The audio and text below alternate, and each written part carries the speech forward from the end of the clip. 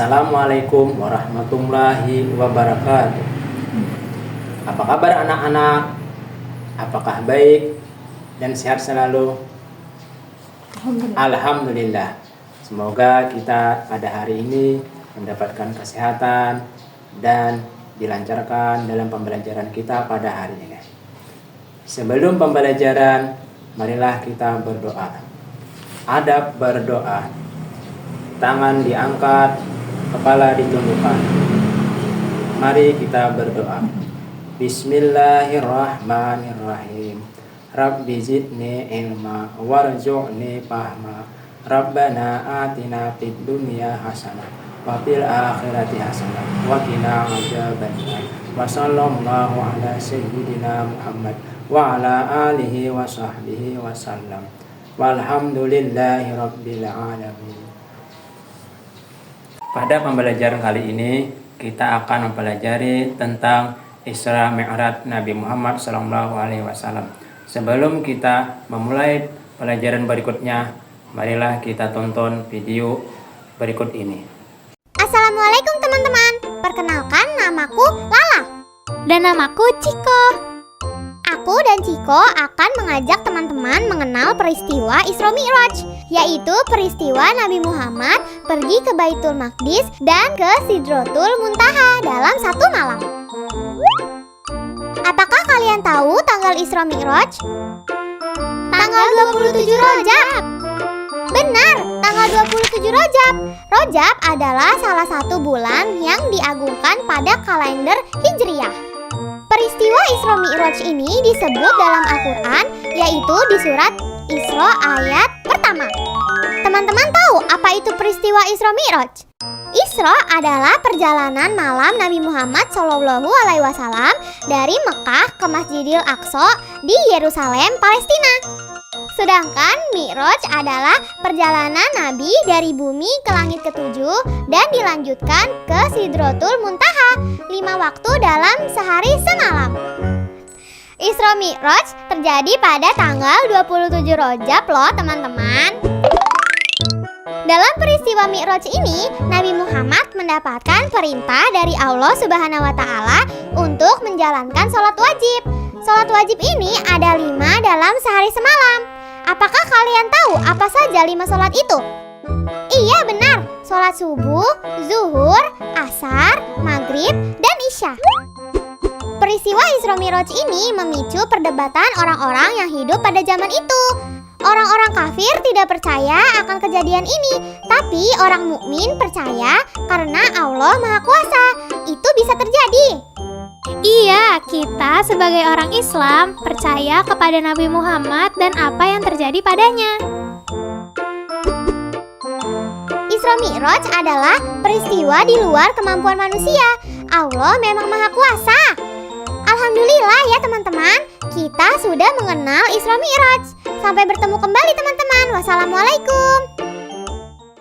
Baiklah anak-anak, apakah kalian sudah mengerti dan paham dengan video yang Bapak tampilkan tadi? Selanjutnya, ayo kita pelajari dengan baik peristiwa Isra Mi'raj Nabi Muhammad SAW. Nah, dalam pembelajaran kali ini ada 3 peristiwa penting dalam Isra dan Mi'raj. Pertama, latar belakang Isra dan Mi'raj. Kedua, peristiwa penting dalam Isra Mi'raj. Dan yang ketiga, hikmah peristiwa Isra dan Mi'raj. Isra Mi'raj yaitu perjalanan Nabi Muhammad SAW yang diatur oleh Allah Subhanahu wa Ta'ala dari Masjidil Haram sampai ke Masjidil Aqsa.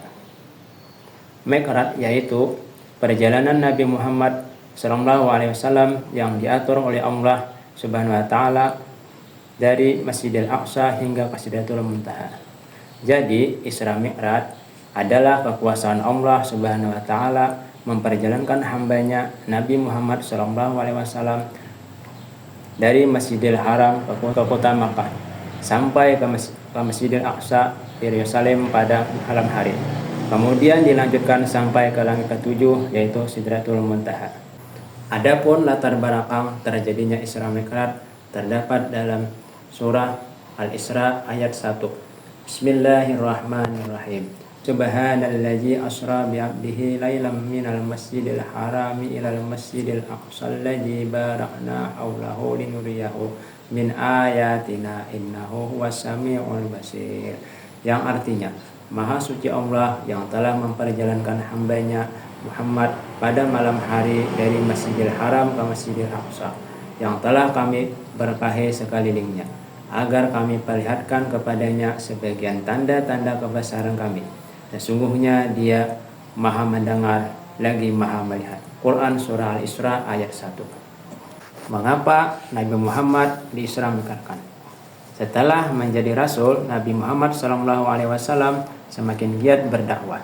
Semakin giat berdakwah, beliau semakin banyak pula tantangan dan ancaman yang datang. Nabi semakin cemas dan khawatir. Allah SWT selalu menenangkan hati beliau dengan menurunkan wahyu-wahyunya. Kala itu Rasulullah mendapat ujian yang sangat besar, yakni 2 orang terdekat beliau yang selalu membela beliau telah wafat. Baru saja paman Abu Talib bin Abdul Muttalib meninggal. 3 hari kemudian istri beliau yakni Khadijah radhiyallahu anha telah dipanggil sang khalifah. Beliau benar-benar berduka. Kaum muslimin juga merasakan sedih sekali. Yaksi kafir Quraisy pun semakin keras memusuhi Nabi Muhammad SAW. Nah, dalam keadaan seperti itu, Allah Subhanahu wa taala mengutus malaikat Jibril untuk menjemput beliau. Pada malam tanggal 27 Rajab tahun 621 Masehi, Rasulullah sedang duduk merenung di serambi masjid.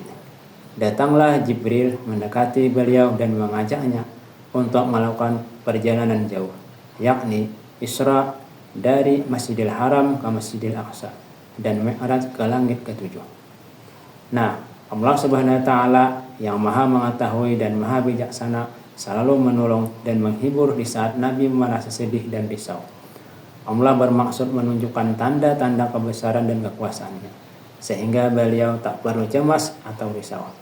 Peristiwa yang akan dialami Nabi kali ini sangat menakjubkan.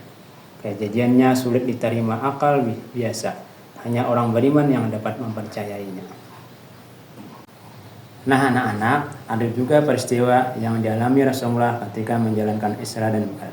Pertama, bertemu dengan jin Jibril. Kedua, Rasulullah menyaksikan orang-orang yang tak henti-hentinya menuai atau memanen hasil tanamannya, sebagai gambaran bagi orang yang berjuang dalam membela agama Allah. Amal mereka dilipat gandakan sampai 700 kali.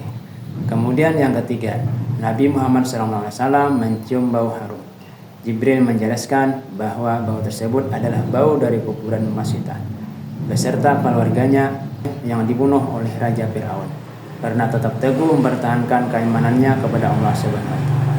Kemudian, gambaran dan dosa bagi orang yang berzina. Nabi diperlihatkan ada beberapa orang yang sedang membawa daging, dan di sebelah orang-orang tersebut dagingnya sudah membusuk. Kemudian orang-orang itu membuang daging yang dibawanya dan mengambil daging yang sudah membusuk. Selanjutnya, gambaran dosa dan hukuman bagi orang yang suka makan riba. Nabi juga diperlihatkan ada orang yang perutnya sangat besar hingga sukar untuk berjalan. Kemudian Nabi juga melihat gambaran dosa dan hukuman bagi orang yang suka berdusta dan membicarakan keburukan orang lain. Nabi diperlihatkan ada orang yang memotong lidahnya sendiri, setelah lidahnya terpotong kemudian tersambung kembali.